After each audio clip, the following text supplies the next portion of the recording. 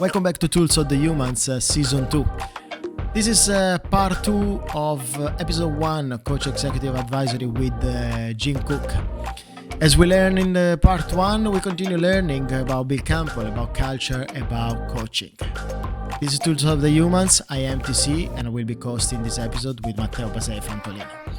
About Intuit and Bill, I would like to come back on the topic.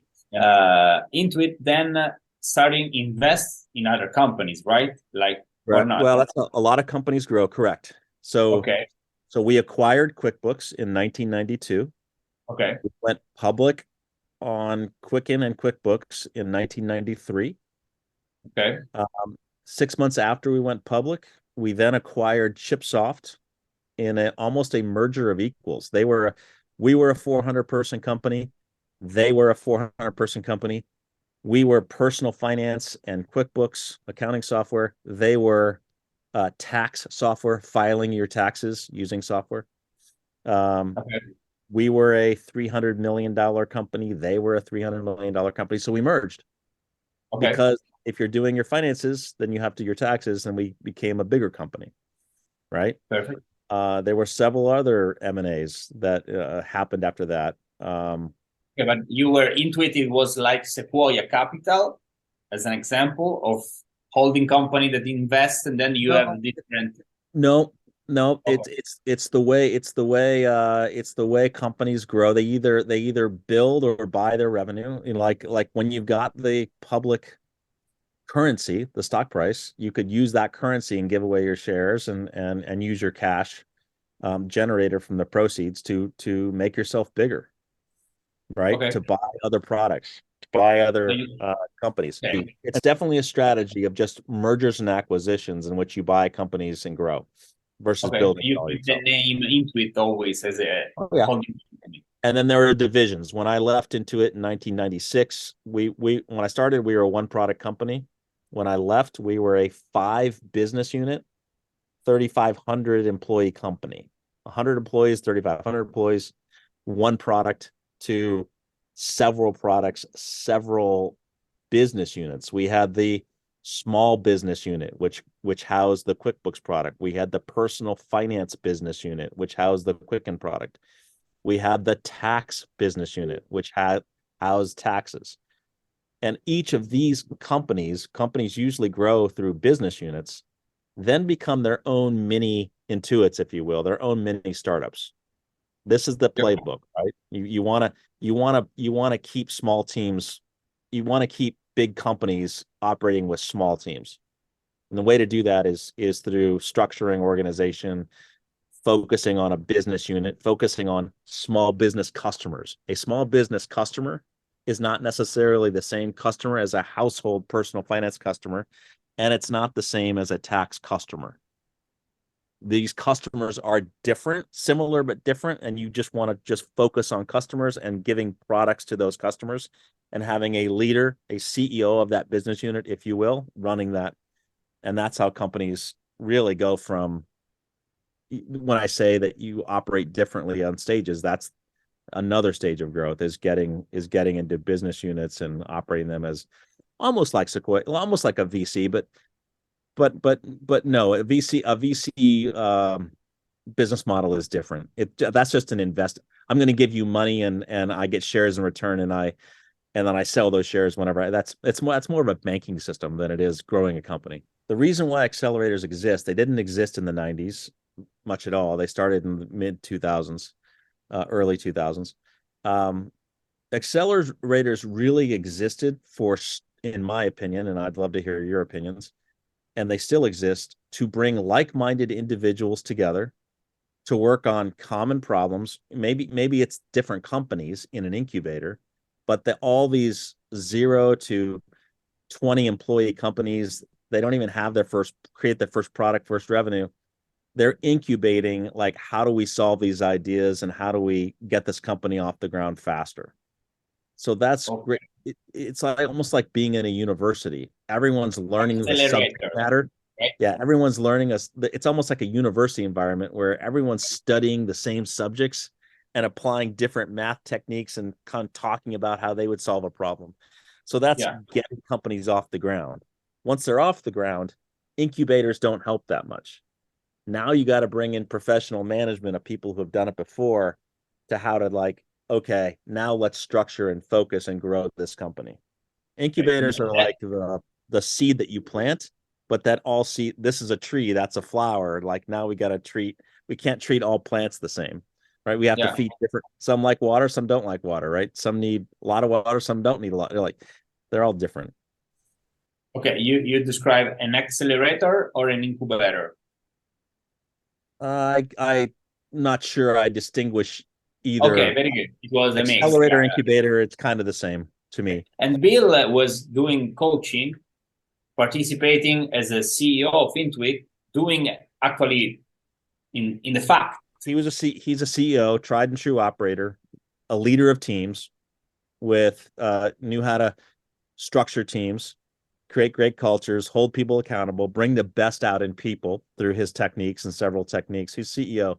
He later then, after he successfully was CEO of Intuit, brought these same techniques and started advising the Google co-founders, Sergey and Larry, started advising other companies, Bezos and others, just because he loved the advisory role and he loved being a coach. So on the side, he was also a board member and an advisor to Steve Jobs and others, bringing these same lessons learned.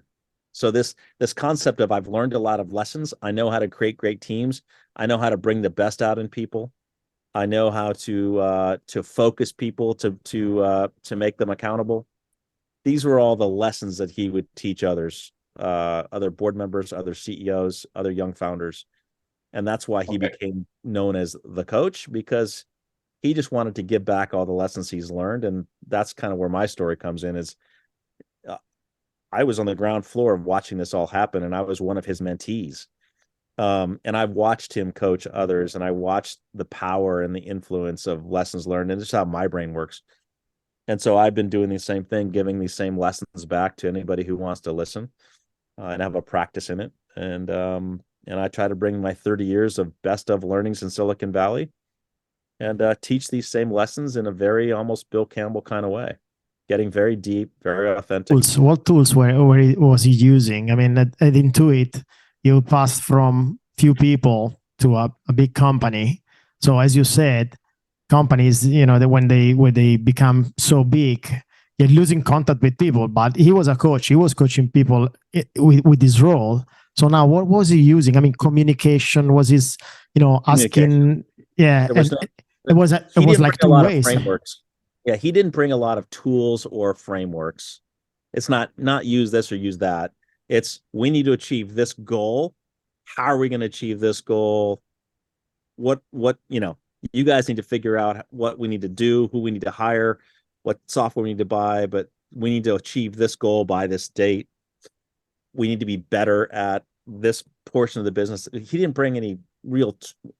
It was more like a sports coach, where it's like you could see if you're let's take golf for example. Even the best professional golfers have a coach.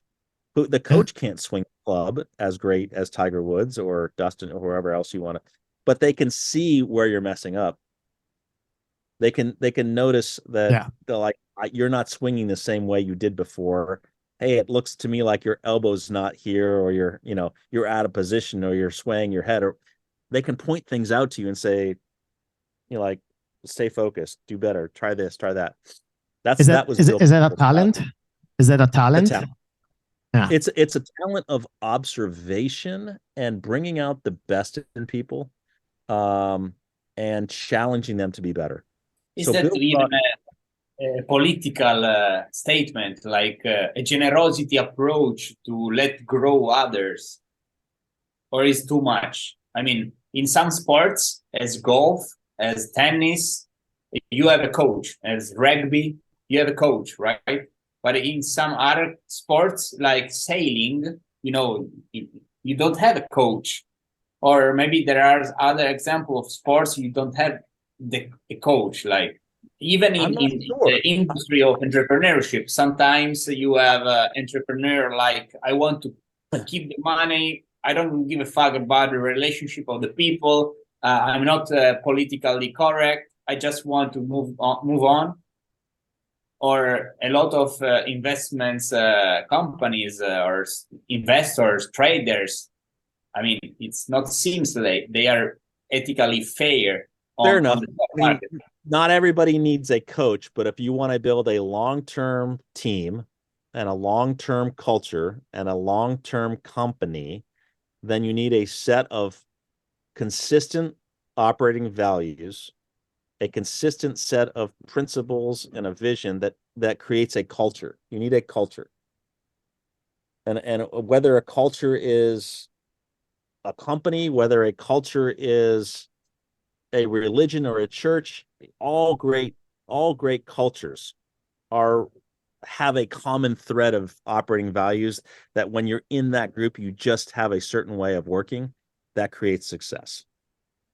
And that's what a great coach like Bill Campbell or others will force consistency, will force first principle operating value behavior, and then get out of the way and let people play within the rules that you've set around.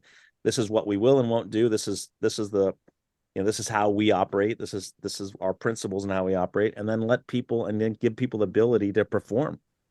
Yeah. And Bill, when he was go for an advisor or a coach to Steve Jobs, to Jeff Bezos, to Google, he was paid as a coach, or he was a member of the board meeting. He was an investor. Probably a little bit of all three. I don't actually know how he did it. I mean, I'm sure he was, for the boards he sat on, I'm sure he got compensated through a little bit of cash and equity, but he wasn't doing it for the money. He was doing it because he loved coaching. The money just happened to come. And then the equity he got in Google was worth a lot, assuming he got some, because he started coaching them in 1999. Right. And so when you do things out of passion and you do things out of just giving back, the money is kind of secondary, but he became quite famous from just giving great advice. And, I think he coached Ben Horowitz at A16Z. Like he touched a lot of people's lives. He touched a lot of people's lives and opened their eyes to a new way of operating a business. And it's not just about making money. It's about creating a long-term culture. I think that's what Bill Campbell standing on. It's about teams first, people first. And it's crazy when you're talking about football. You're talking about football, complete different line of business, and he's turning pro. Like if you read Pressfield turning pro, he was a pro there, and then he changed line of business. Not changed line of business because he's still coaching, but he's going to another sector of activities, and still his attitude is a natural. Let's use European football as an example, not American football, for this audience. It's going to make a lot more sense. But you can take the same analogy of European football, right? In order to build a great Premier League team, you have to get the right players in the team and make sure that the wrong players aren't on the team. And those right players have positions. And the people that are faster or have great ball handling skills are the forwards. And the people who are maybe not as fast, but are better defenders are in the back. And the people in the middle are kind of a combination of both. But you have to put the right people in the right positions. You have to be good at understanding who to get on your team, who not, how to position them. And then you also, as a coach, have to understand, in order to be successful, when to substitute those players out and put the next person in. And you also have to be able to read the opponents and say, our game plan's not working. Adapt. Our game plan was to do this, and we're losing. So we're going to change our game plan midstream.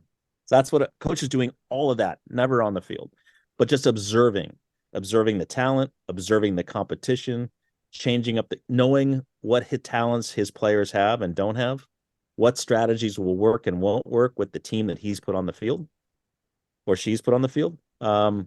And that's what winning's all about, is matching your people's capabilities to what's happening in the moment, to creating a game plan and being able to change your game plan and substitute players out.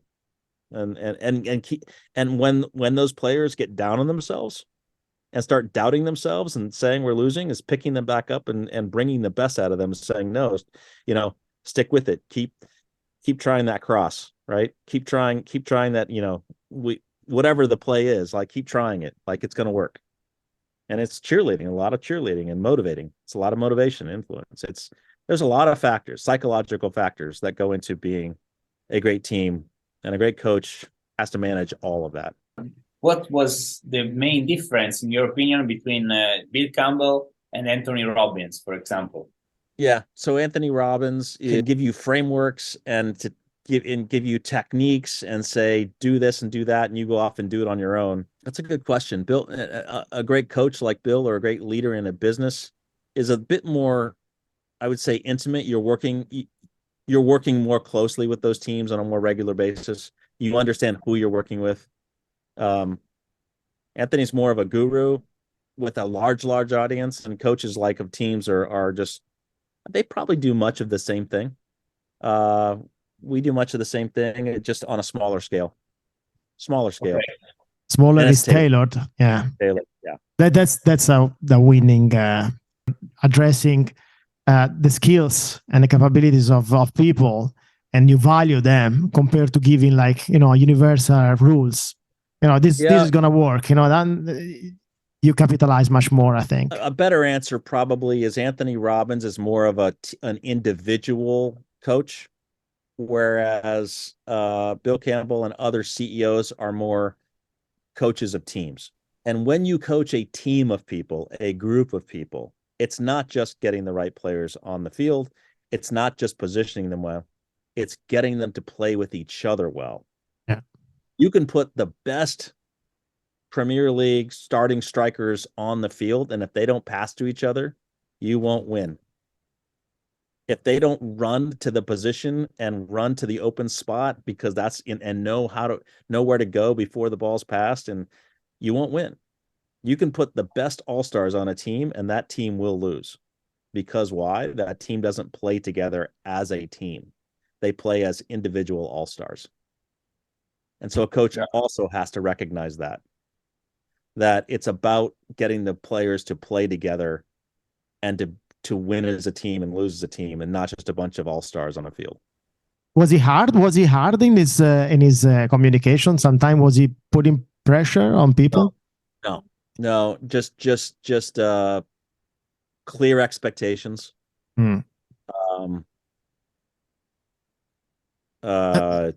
Clear goal setting. We got to figure this out, and together we'll win, and divided we'll lose. And we'll motivator. Motivator. I think and mostly around people and teams. Like, get the right people on the team, get the people off the team. Set good goals, get out of the way, give them the training. Let's go. Let's win. Yeah. We can do this. He was a guy from the Midwest, small town in the Midwest. He just knew how to relate to people, how to motivate people, get the best out of people, get people to believe in themselves. Yeah. Get people to perform better than they thought they could, and how to get people to work together with other people, and demand that, and demand greatness. That's what great coaches do. That's what he's just like, you're better than that. You need to work harder. Motivator, making sure that people work together properly, and then get out of the way. Now you are working even with Google, right? I'm not working with Google currently. I have some clients that came from Google. Okay. But I'm working with startups, startups from 50 to 500 people. Okay. I am coaching. I'm bringing the best kind of techniques of modern day Bill Campbell to CEOs and CFOs and anybody who wants to invest in themselves and get better. But I'm just bringing these lessons learned over 30 years and really, unlike Bill, I'm taking it to the next level and giving actual content, frameworks, roll up the sleeves, hands-on here's different techniques to solve these financial problems or these operational problems. Here's the systems you need at this stage of company. Here's the systems you don't need at this stage. I'm down one level. I do a lot of what Bill does from a team, but like those are the foundations. But then I go down a level and I help companies scale their systems and their people and their strategies and align them all at the right time, at the right stage, and not getting too far ahead of themselves. I'm trying to share best of lessons learned, and so people don't make the mistakes. CEOs and CFOs don't make the same mistakes that I've made personally, and I've seen companies make over the years by going too fast or going too slow or just not having the right team or many other issues. What about the CEO Alliance?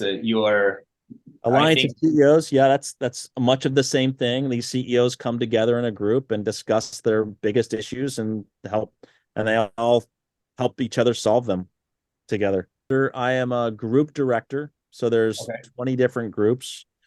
I'm just a director of one of the groups, and my role is to be almost the orchestra conductor of 12 different CEOs that get together once a month, and they decide to talk about the 3 biggest issues that are going on in their companies. And by having a group of people solve each other's problems, everyone's learning.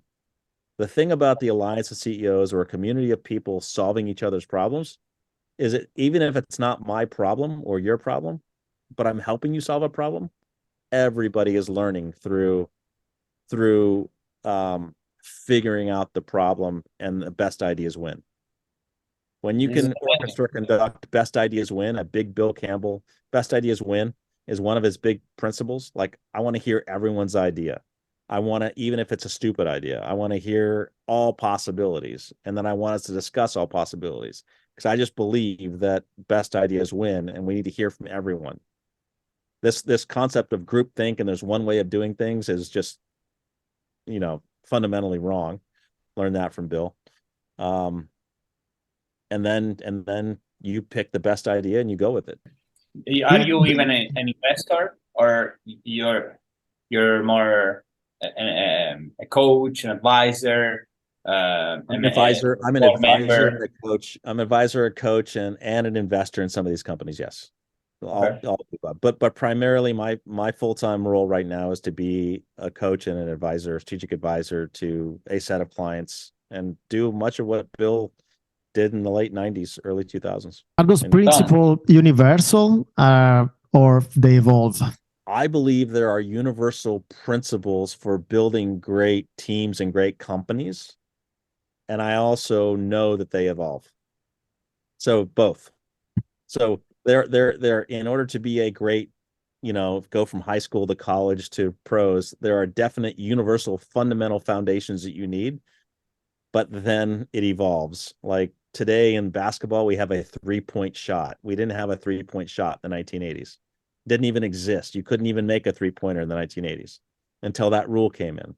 Today, golf courses are longer. The golf clubs can shoot the ball 350 yards, and you couldn't even do that with the tools back in the 90s or 2000s. And the ball's gotten better, but it's the same game. So the game evolves, and by evolving it, everyone learns from each other, and everybody gets better, and they get better faster. So how do you get better faster?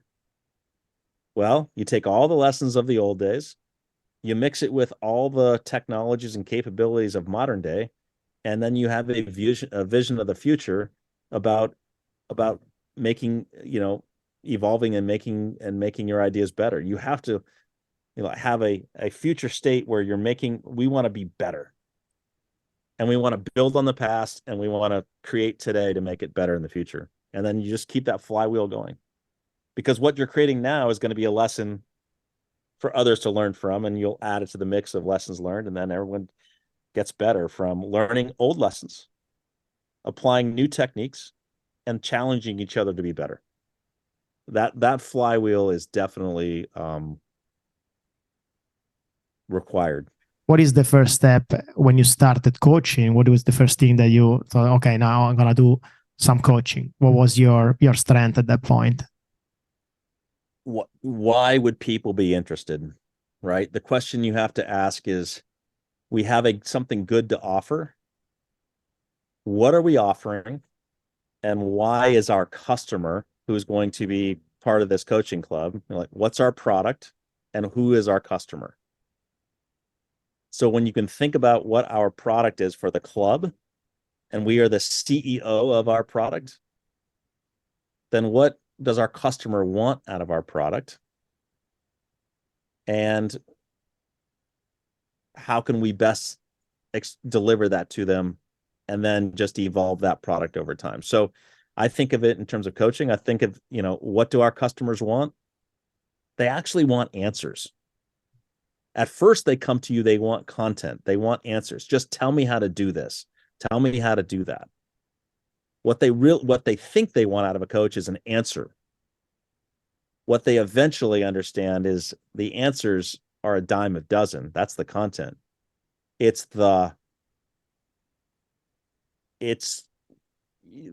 start to understand that it's the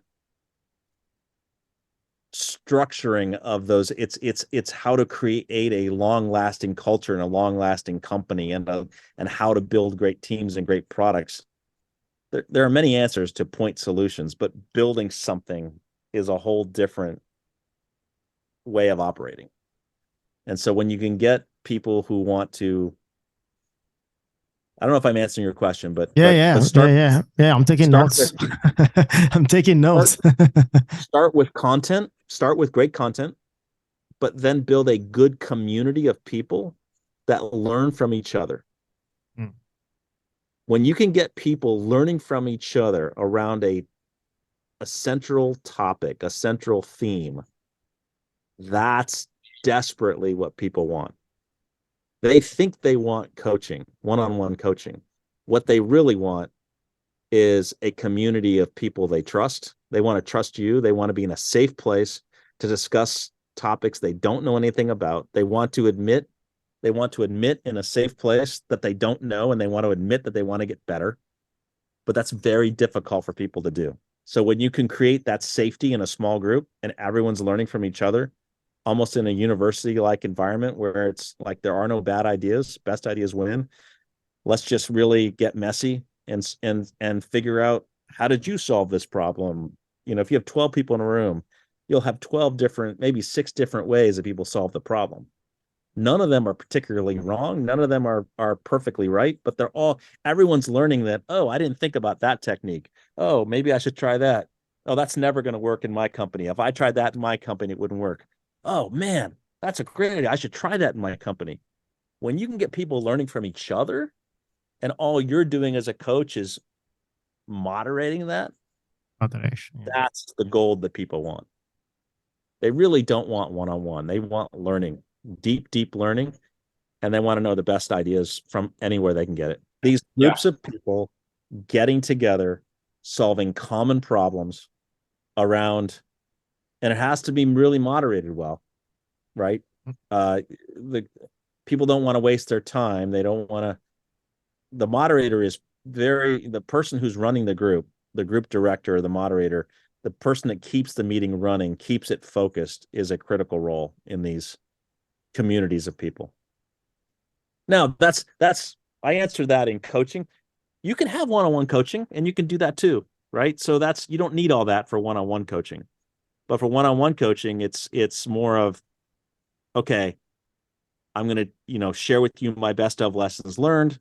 If you just have a group of coaches that are doing one-on-one, and, I want you to come back and give me what you learned, and did you apply this, and hold them accountable for learning it, right? And then you hold them accountable for teaching others what they've learned from you. I always tell all my clients that in order to become a master of anything, mastery of anything, the sport, business, whatever topic, is an evolution. It's, first of all, you have to learn it. You have to hear that there's a technique you just have to learn it. You have to read it in a book. You have to hear someone tell you that this is how to do it. Then you have to do it. Step 2 is you have to actually do what you then learned. And then you have to teach it. Because if you can't teach it, you have to do it. And then you have to teach it because you've done it, because you've made all these mistakes.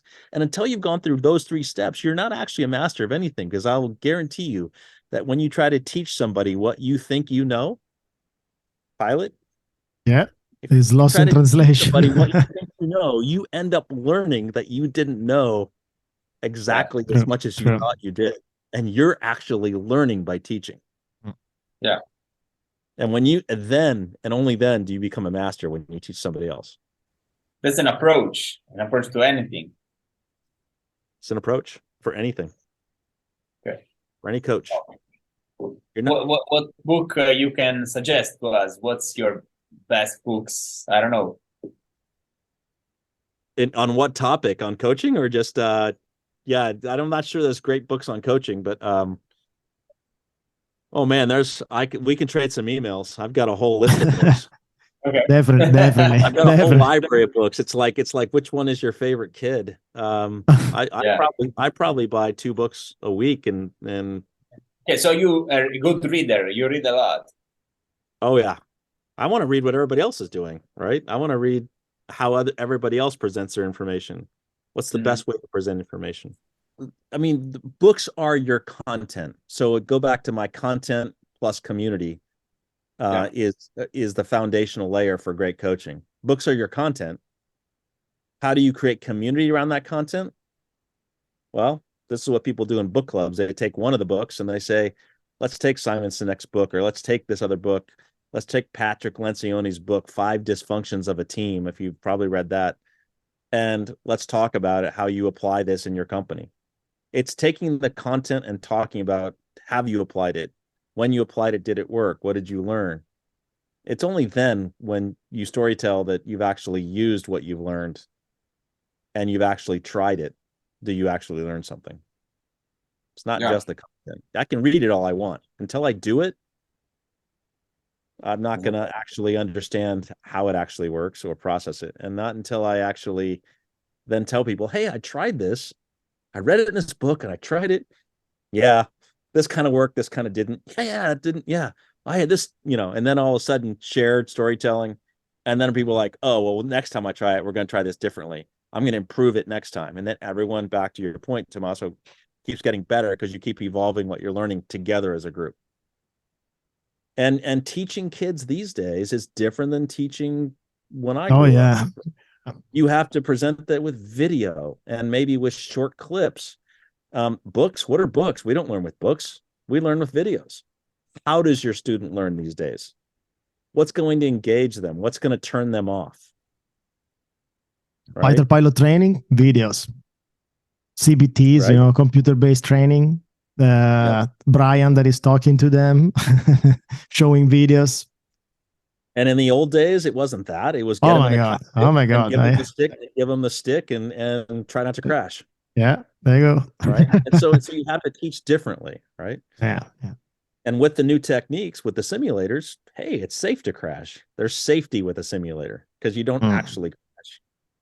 And so by actually stretching the boundaries of a simulator, you actually they learn faster and more, and they learn what they cannot do in a real plane. Right? This video game that we all grew up on made people better. Their reaction times got better with video games that you could not train in real life. Because they tried stuff on video games and simulators they would never try in real life, and they understood their limits a lot better, and their reaction times get. So same thing with business. You just try things, you be agile, you course correct, you keep going. It's like this is all the learning curve, the mastery curve of any topic. You have to put it to action, you have to try it. And you have to be willing to make mistakes and learn from it. And then challenge each other. What did you learn? Do you have still times in your agenda for other startups, companies, or are you totally full or like impossible to? No, I have time for about 5 more clients right now. Yeah, okay. But you have clients in Europe. I do have clients in Europe. I have clients in Portugal. 2 clients in Portugal.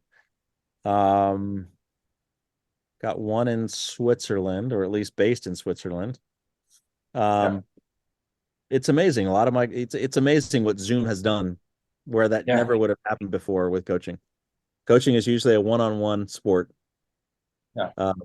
But not anymore. And do you have any book on your method approach to coaching, or something to go in deeper to what you do, or do you have associate?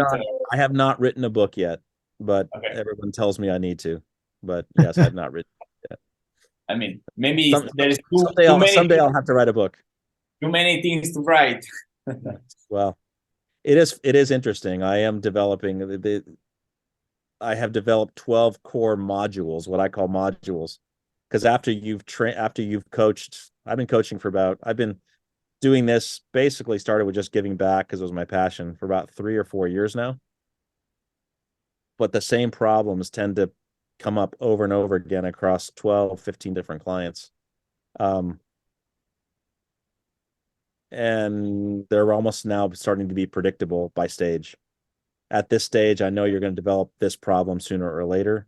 We may as well get out in front of it and start talking about it before it actually surfaces. Because you can almost start pattern matching the growth of a company, how fast they're growing, slow they're growing, their stage, where they're at, with what problems they're going to come up to next. And it's almost becoming predictable. For sure, we will share this interview. It will be an honor.